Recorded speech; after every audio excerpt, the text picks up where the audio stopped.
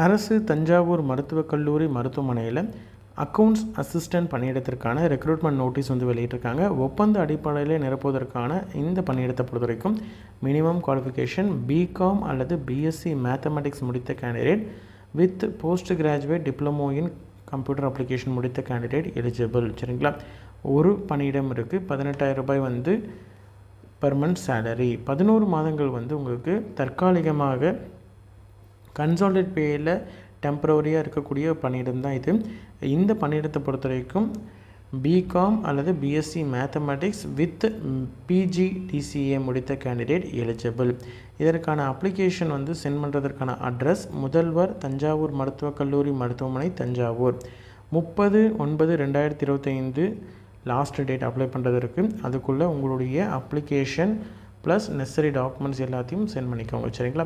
interested candidate பார்த்து தெரிஞ்சுக்கிட்டு